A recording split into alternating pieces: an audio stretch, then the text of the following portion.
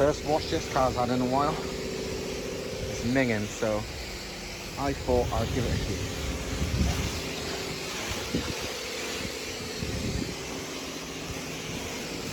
Don't forget to run what you bring me off, so it never even get a run.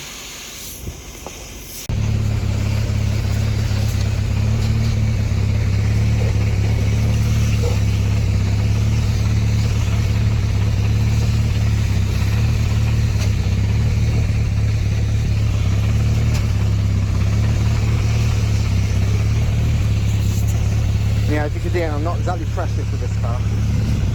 I built it to use it.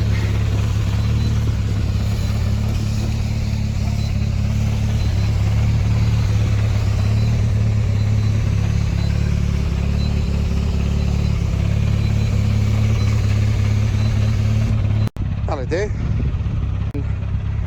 Took a little bit of the paint off my piss poor rattle can paint job, a little bit by being too close, but that's the beauty of rattle cans. I can do it again in about 5 seconds.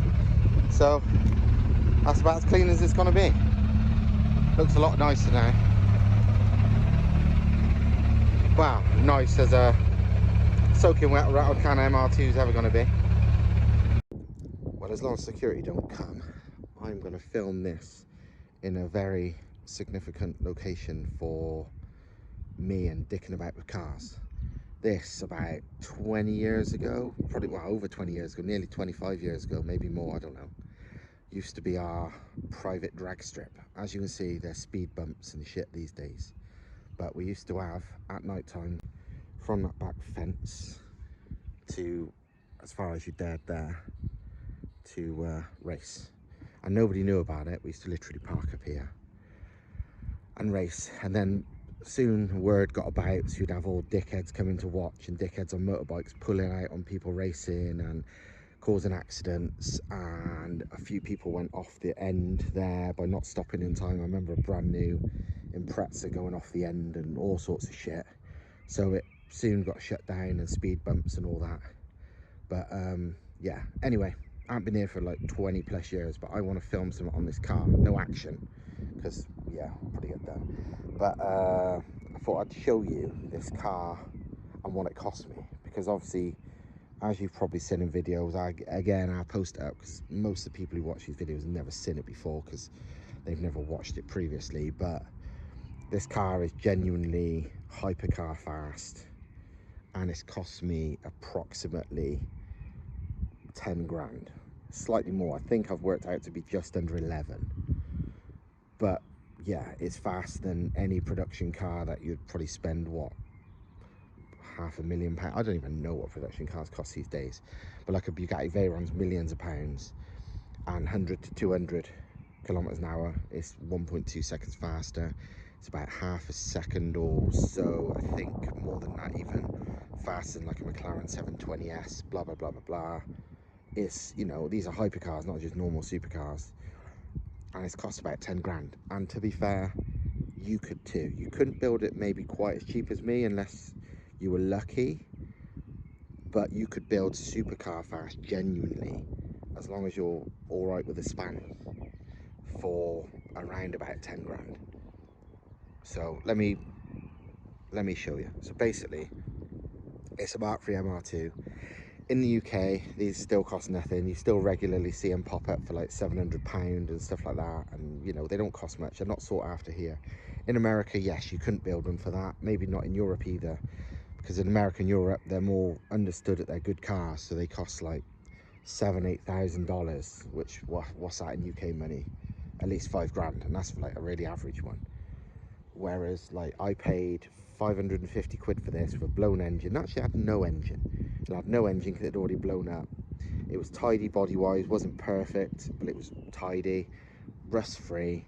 I had the coilovers already on it, like BC coilovers, because the bloke had used it on track and blew it up. And it cost me, I think it was £550. So yeah, nothing. Let's start with the outside. Body mods. Set of wheel trims you don't need. I just fitted them to take the piss, to hide the wheels. They were £20. They're E36 Beamer ones, base model ones, if anyone's wondering. I bought them second hand off eBay. The vents, I've got the vents not for cooling. Like, why do you need vents? This, you know, blah blah blah. Although the radiator is in the front, so technically there's cooling.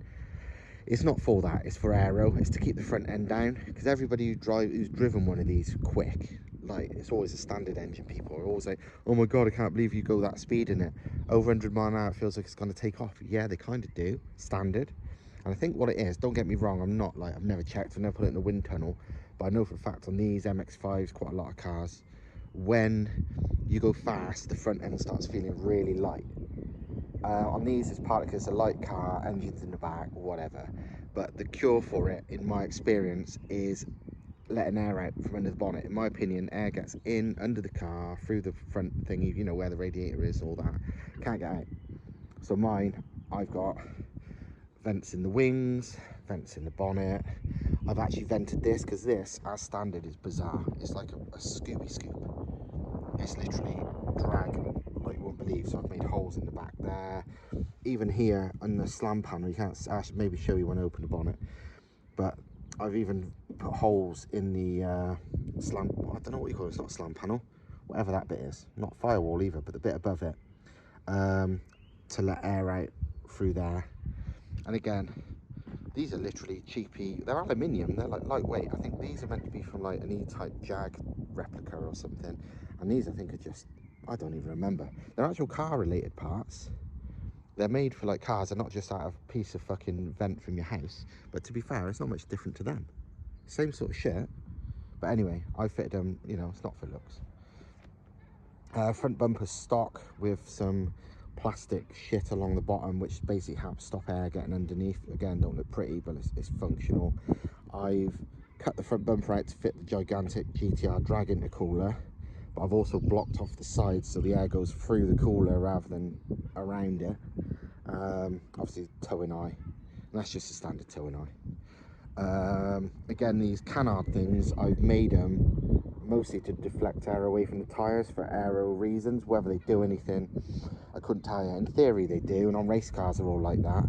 You could buy genuine ones from a Ferrari, for like Ferrari race car, for about fucking 400 quid, but I literally made these from some bits of aluminium for free. Mirrors are cool, they're carbon fibre, they don't cost much. I think it was about £100 a pair, but they're genuine carbon. That is the air intake for the air filter, and therefore the turbo. It's from a Tornado jet fighter. That is the airbox, yes, I know it's ridiculous. That I've blanked off the side ducts because, to be fair, even on the OEM vehicle they do very little. You have to really have them on the OEM because that's where the air intake feed is. But we tried them on modified cars, and you realise there's not actually much fucking air goes in. It's not a good ram air thing at all. Yes, you need air anyway if your air intake's there, but don't expect it to like force air in, because it really doesn't. So that's what that's for instead. Back is plastic rear screen because that's a fiberglass lightweight hard top. The rear vents again are important because you might have seen on a lot of cars with plastic screens and stuff like race cars, you see at high speed, you see the side windows or the rear windows, whatever, blow out. That's because at speed you get a big pressure differential inside and out. People often try and say it's because it's low pressure outside. I personally don't buy that. I think it's high pressure inside, maybe low outside too, but it's also outside, partly because your standard air cabin air gets forced in because that comes in from the front, and as standard they are designed to be like ram air for fresh air, which is why these have got that bullshit scoop, and which is why I vented that. But regardless, there's always air in the car, and there's more than outside, and that's what ends up popping windows outside, windows on pillarless windows especially, or or rear windows. And I've had a roof rip off one of these at high speed. So that's fixed everything. Neither the windows or the roof or anything tries to come off, because the air just comes out of them. So that's simple. Back is literally more of those vents on the front, partly aero, partly to let more air out, nothing special. That is a standard Mark 1 TT 3.2 V6 spoiler. The standard spoiler basically goes to see where the ridge is there. That's a standard 180 spoiler, and then the gurney flap extra bit is on the 3.2 VR6 engine ones. Again, it cost me like £50. Back bumper, again, completely stock. well, not complete stock, it's a stock bumper that I've cut the middle out. So really nothing special. Ladder badge, Jesus Fish, AA thing, number plate, it's all just to take the piss, really. So yeah, outside, no money. Realistically, vents and that, 150 quid, 200 quid, yeah, maybe 200 pound, nothing much. Hey, look, my wheel trim's coming off a little bit. No, tell a lie, mirrors, extra £100. Let's call it £300 on the outside. Actually, paint, black rattle cans, cost me about 50 quid. Say £350 for the whole outside of the car. You don't need to do any of that if you didn't want to, so that's completely voluntary, but I'm just telling you, that's what it is. The actual chassis, standard. There is no modifications to the chassis. Everything done to this car is bolt in on the chassis side of things. It's all, that's because we make and sell these conversion parts for the engine swap and all the rest of it, and they're made to bolt straight on, so it's a stock chassis. You know, like on a lot of cars you have to cut and weld stuff to make things fit. This is a bolt-in solution. Right, and let's start with the interior.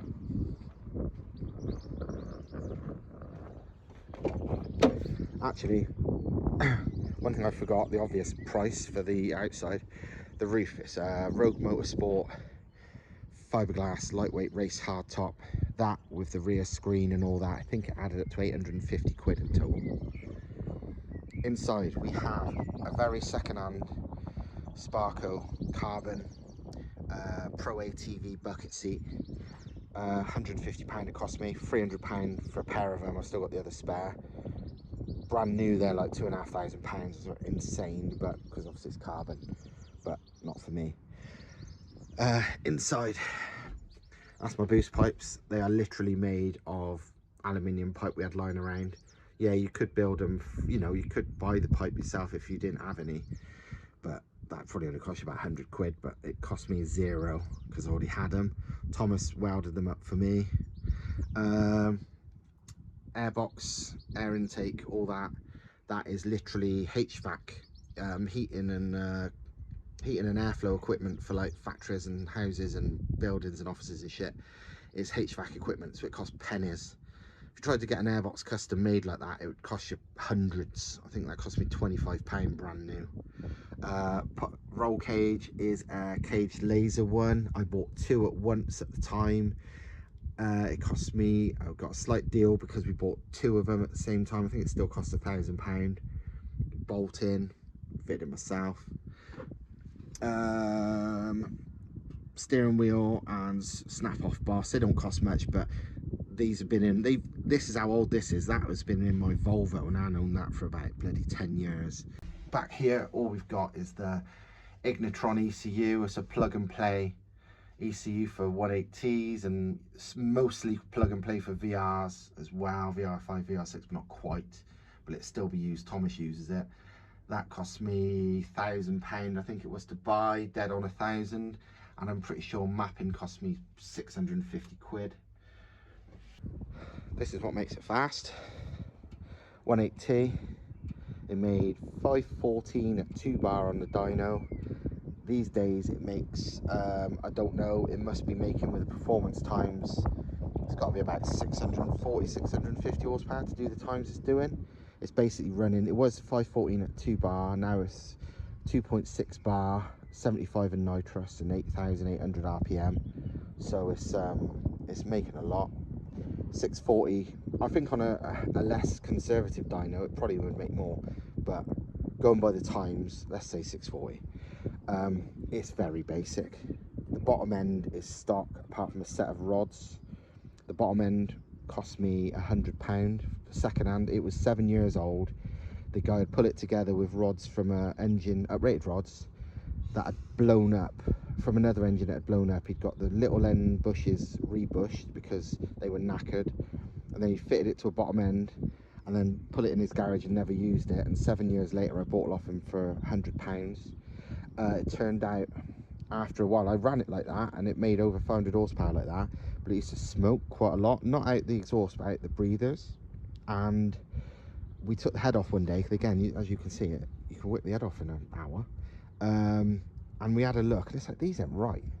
And so again, with the crank pistons, rods out and everything, again, you just drop it out from the bottom on one of these. You don't have to take the engine out, so block stayed in place. And turned out the rings were completely wrong. I don't even know what they were for, but they weren't 180. So but I had a set of, well, I had a blown up BAM engine kicking about that somebody gave me for free, and it had been wrecked on track, so the bearings were gone, everything was knackered, and I threw everything away apart from the pistons because they looked all right. They were used, but fuck it, and I just put them in. So it's got used BAM pistons with the old rings as well. Like, I didn't put new rings, I didn't do anything, just chucked them in the block. It's like, you know, this is don't do what I do it. I'm not telling anyone else you should do it, but it works for me.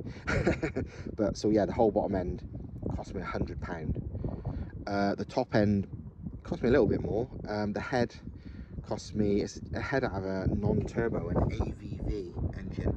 It's nothing special on a non-turbo, but I wanted it because non-turbo's got better cams, and I needed a head anyway, so I just bought a whole non-turbo engine for about £100.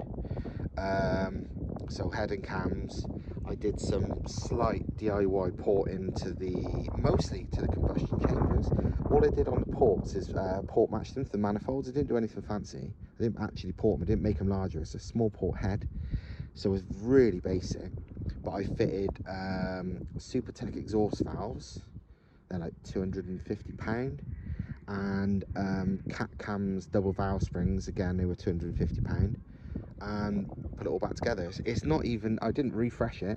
It's got the standard fucking valve stem oil seals, standard valve guides, everything that this engine would have had back in like 1998 or whenever it was, when it was brand new. It's not fancy.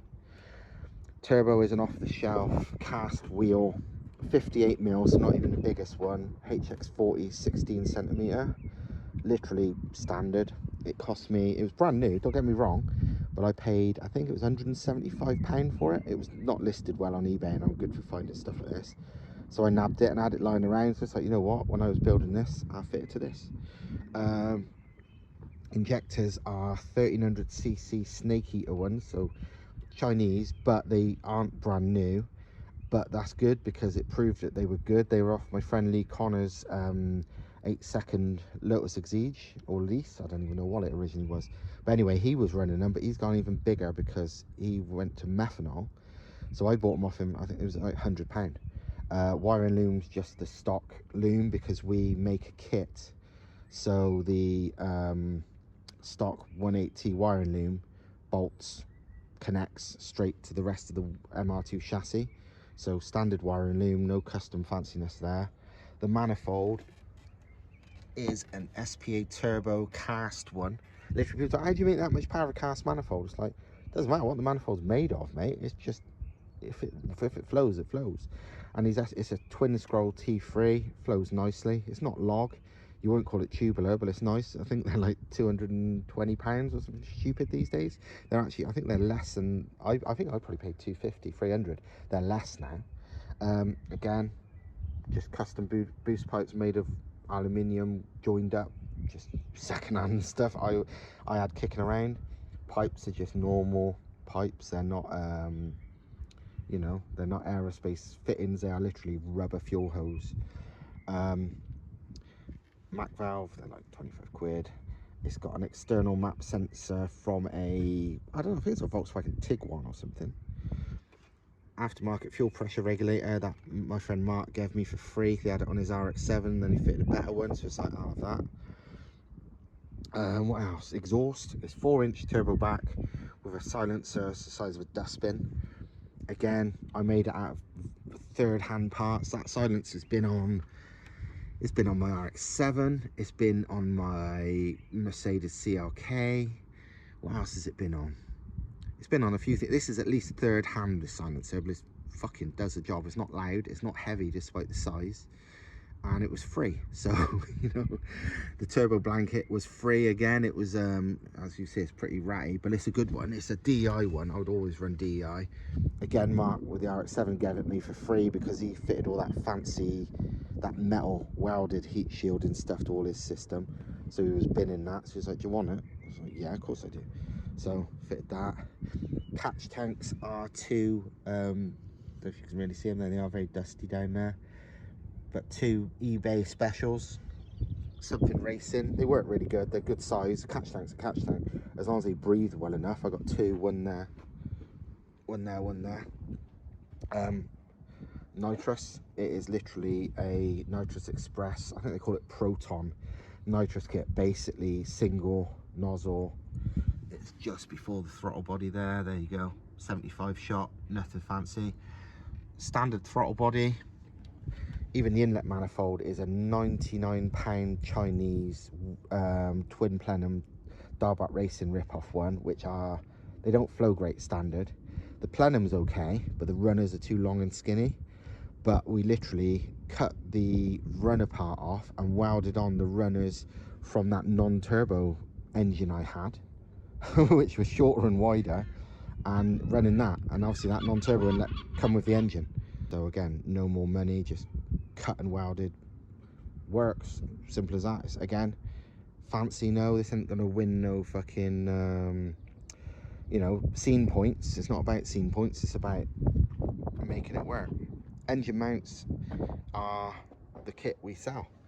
These, they bolt straight to, that's the Toyota side, standard Toyota, that's the standard Volkswagen side. We make the middle bit and they fit in. It's 4 mounts, engine side, gearbox side, front and rear. These I didn't pay for, partly because obviously it's our company, but the main thing is these were the originals. These are the first ones. They was fitted to this to try them, see if it worked, and my car was the test, and they still do. This engine still hasn't blown. I was happy for this engine to last 6 months, because any, you know, most big build engines making this amount of power, people would be lucky to last 6 months, but this has been thrown together for peanuts. The whole engine owes me, what, I've just done the sums in front of you, I'll probably be tallying up on screen, a couple of grand max, and it's almost 2 years now, and it's lived. But yeah, the mounts are the same, they've never broke. So front, back, side to side. The front mount, I fitted a poly bush instead of the standard one. That poly bush was like £40 and it was shit, so we had to modify it. And then the rear one was also shit, so Thomas, for me, I bought a big, like ½ meter long, 80mm thick tube of polyurethane, and we cut, well, Thomas cut and then machined a chunk of it to make a solid rear bush for the back now, so that's tons better. But yeah, that's really all there is to it. Oh, sorry, I better talk about transmission. Transmission is a standard, completely standard, and 20-odd-year-old 1.9 TDI 02M 6-speed that I pulled out of somebody's back garden and gave them £50 for. It lives, it's never broke. The 02Ms are really strong anyway in a normal car, but in these, obviously it's such a light car, it copes even better. Our conversions needs a Quattro 02M, the 4-wheel drive ones. So what this is the diesel gearbox with the Quattro bell housing bolted to it. That literally, they're straight swap. You just bolt it straight to it. You don't need the only reason I've got a diesel, it's not because they're stronger or better, they're probably worse for most people, but I wanted the gearing to be for 200+ mile an hour, so I can do I want to do 200 mile an hour in a standard mile, so I needed the longer gears. Otherwise you'd just leave the normal Quattro box and max speed would be about 165, 170, which is obviously plenty. It's got a black line torque bias in limited slip diff. Black line is just a Chinese copy of the Quaif ATB, but it seems to work. It's about half the bloody price so it was when I bought it. I think I paid £600 or £550. It's never broke. It works really well, and it's been there for 2 odd years. Clutch is what they call CG clutches, twin plate, again, has lasted all this time. Not the most pleasant to listen to or drive, but it's fine. That was quite expensive, I think that's £800, including a lightweight flywheel. Apart from that, it's all standard. The cooling system standard, the radiator standard, you know, it's really nothing special. Let me show you under the front, I suppose. Under the front, standard radiator with the standard twin fans. Nothing fancy, the cooling just works. Nitrous bottle. This is for my nitrous, because as much as this engine loves the abuse, and it runs like well, without the nitrous I think it was 2.3 bar without nitrous and 2.6 bar with the nitrous on, plus 75 nitrous. And as much as it runs 2.3 bar on pure pump fuel, I don't run any ethanol, methanol, water, anything. With the nitrous, for an added safety, I run C16, so it's like a dual fuel system. So when the nitrous comes on, the fuel that's added with the nitrous is C16 race fuel. So the normal pump fuel still for everything else, but it injects a little bit of C16, hardly anything. It's mad. I wish I'd have got a smaller tank now, because it's gone through about 4 nitrous bottles and I've still not emptied this, whatever this is, tank, like 5 litres or something stupid. And yeah, because there's a dual fuel system, it's got like a 044 pump and a regulator just for that as well. Really nothing fancy, but it is genuinely proven, not even, you know, no claims, no fucking nothing. The results are proven. It's hypercar fast. It's hypercar beating fast, for fuck's sake. Not yet. Soon, in the next, hopefully in the next month or two. Because I want to do it soon. Because as much as this engine's lasted for 2 years, I only expected it to last for like 6 months or so. Because it's so cheap and thrown together. So I'm worried. I'm still a bit paranoid. Hello, Robin. I'm still a bit paranoid it's going to blow up. So I want to do it sooner rather than later. I want to go and do a standing mile event, because I'm certain this will do over 200 in the standing mile, which is a Veyron does 198, 200, depends how much bottle they've got in the mile. This should easily do that, since I'm 1.2 seconds faster in the mid-range than a Veyron, so I should be faster everywhere. It's got the aero for it. In the half mile, with no nitrous and only 2 bar boost, it did 168 miles an hour. A Veyron does 170 to 100, well no, about 168 to 172 depending on conditions and stuff in the half.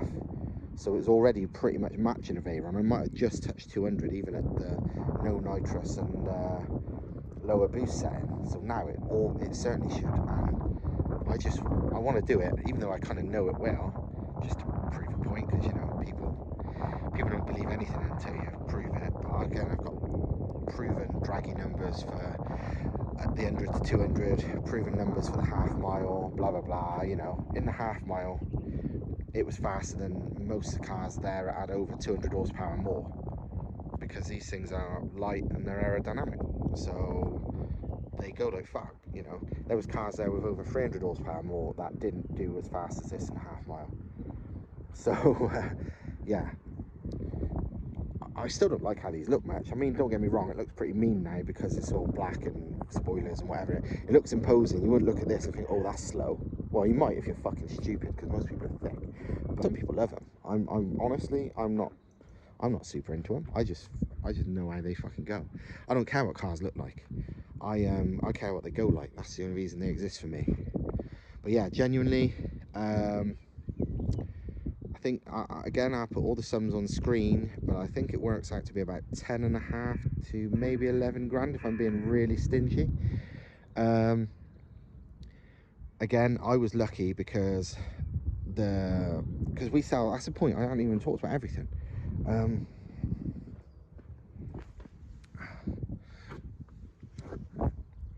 Drive shafts are our own, we sell them. They're a conversion drive shaft that goes straight from the MR2 hub to the O2M box. Tyres, I'm on Nankang AR1s, 275s on the back, 245s on the front. I think they cost me 800 quid for the 4 of them. The subframe is, again, you don't have to fit it. It's an upgrade. You can fit this kit with the standard subframe, but this is our rated subframe that we make and sell. We now do a mild steel version of this, which is way cheaper. This is stainless steel. Again, I didn't pay for this because this is the first one. This was like, I was the test dummy. But you don't have to have this, but they were like it was 1,500 quid before. We sell the non-stainless version, which is exactly the same but not stainless, now for I think it's 850. But again, yeah, I paid in total, it works out to be about 11 grand. Again, actually, sorry, I didn't mention the wheels. The wheels are 9x17, but they're rotors. They're not like big name expensive wheels. I think the wheels cost me £800 for all 4. It's, yeah, it works out to be approximately 10.5, 11 grand. And no, I don't expect other people to build it for that money, because I got some of the bits for free, and the labour was free because I did it all myself, and a couple of little bits that Thomas did for me for free, just, you know, a bit of welding, because he can TIG weld, I can't. Well, yeah, I paid for mapping, I paid for all that. Well, I paid for the initial mapping.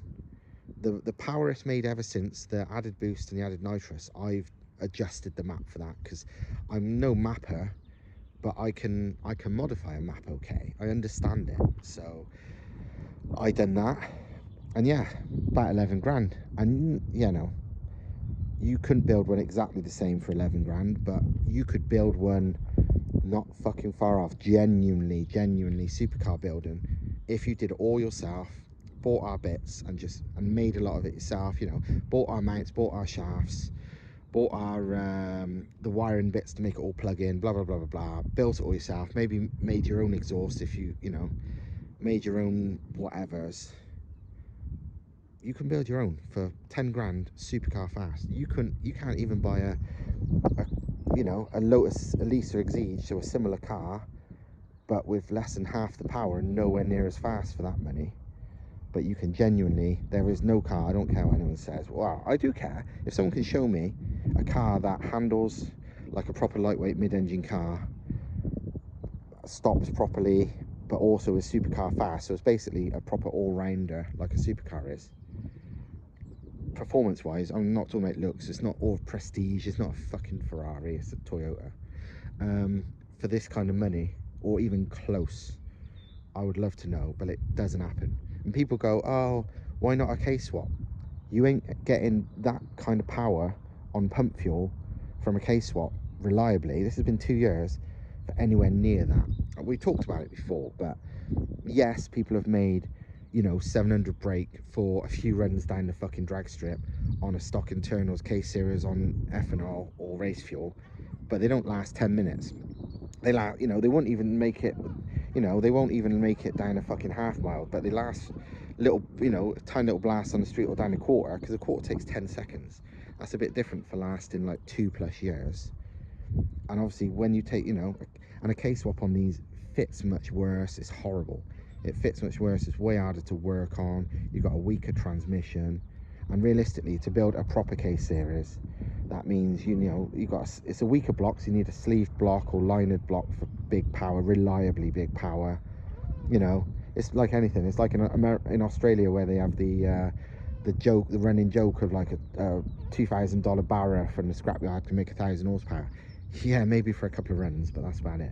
You know, that's why all these Supras, they, you know, 1,000 horsepower, yeah, they can make it on stock internals, but you don't see many of them running around for long periods like that.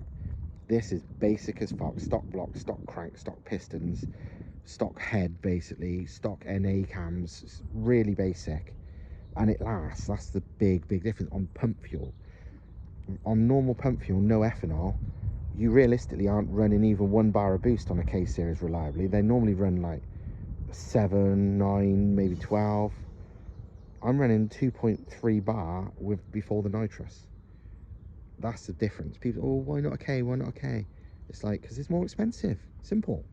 I'm not saying they're crap. They're not. They're also no engines. If money is no object, some of the fastest 4-cylinders in the world are K-series. Although the B-series is faster, so I don't know what you want to say about that. They're amazing, but I'm talking like bang for your buck. If money's no object, you just go out and buy a supercar and then maybe modify that. But you know, what's even a standard, like, fairly old, one of the older but fairly new still, obviously, BMW M4s cost you 15 grand for a fairly crappy one, and they're slow, you know, best part of 10 seconds, 100 to 200 standard. This is 4.3 you know, for similar money. To make another car, you know, make a normal weight car do, you know, low 4s, 100 to 200, ends up costing you fucking 100 grand, so it's stupid, you know.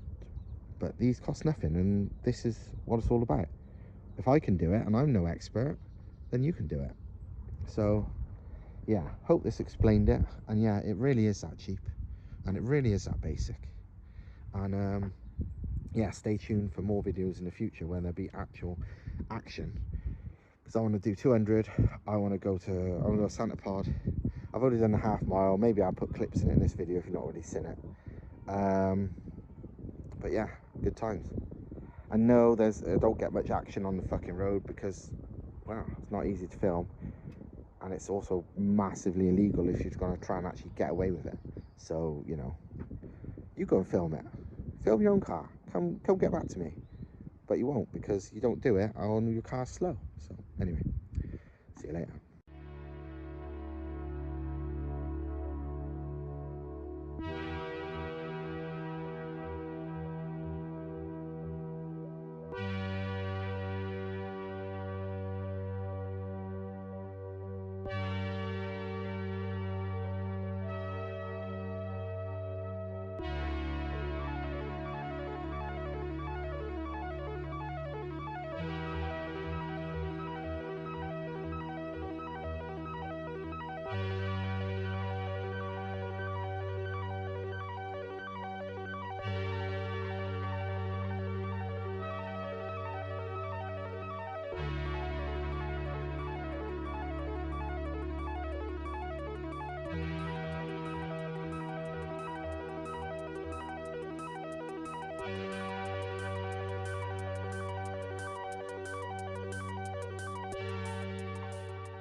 Recording started.